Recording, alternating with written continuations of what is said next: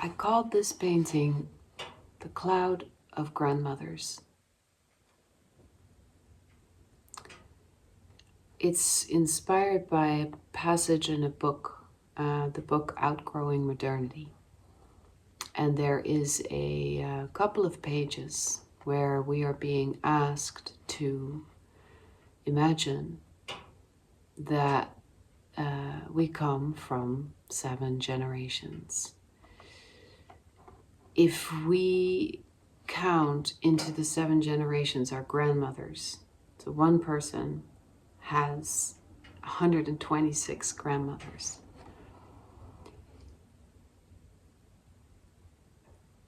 We're being asked to imagine the 126 grandmothers, and that each and every one of them is an actual living, breathing woman in the world, and how we epigenetically carry their stuff, their suffering, their traumas, of course also their love, their gifts. But this exercise asks very specifically to imagine, to have an actual encounter with each of them. Imagine them as fully embodied actual women. I mean, we can go back to our actual grandmother, and we can do it, most of us, because if we've known our grandmother, that's been a reality. So you can imagine it, a great-grandmother, harder for most of us possible, and then great, and great, and great.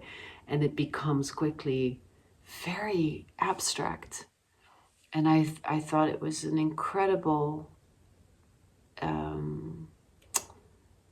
expanding kind of thing to do, to sit and to just imagine being with them, and not romanticize them, not demonize them, see them as people. It's the people of the past, the grandmothers that you have.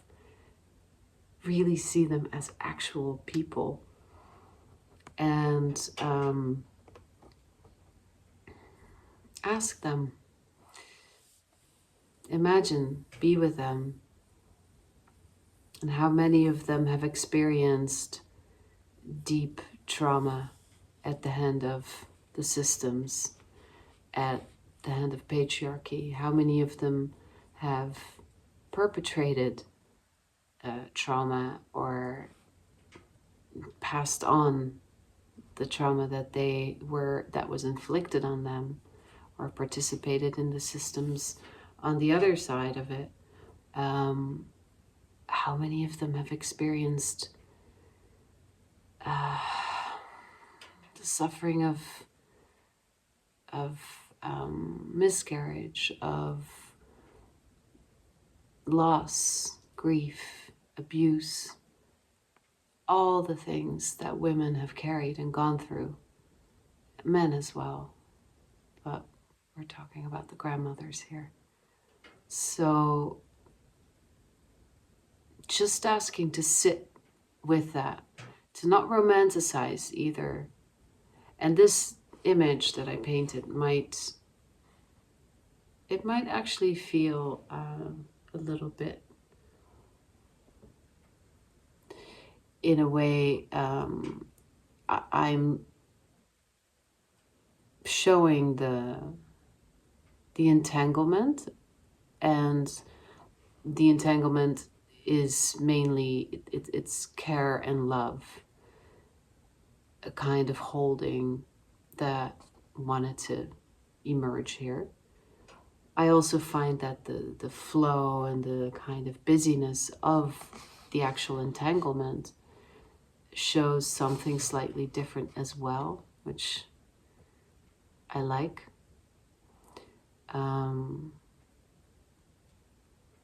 Because entangled we are, and entanglement is we cannot escape it. And we can work with it, and we can move through and let it move through us. It doesn't have to be a chokehold. Entanglement is also the reality of this, of we come from these 126 grandmothers, like whether we like it or not, it's the reality. So that entanglement, that epigenetic field, that storied field, that real field as well that we're born into, that it's very real, and we cannot how do you say, sift we cannot sift the good from the bad and just take the good and say, oh, this is all, lovely and nice. We inherit all of it. We are all of it. We are intrinsically entangled with all of it as human beings here. So we have to also face all of it, learn to be with all of it, compost all of it. So even those elements that are not nice, likable, easy,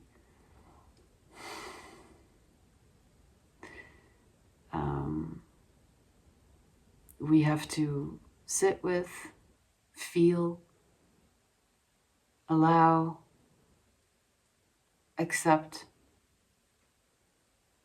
and compost. The field of grandmothers, the cloud of grandmothers,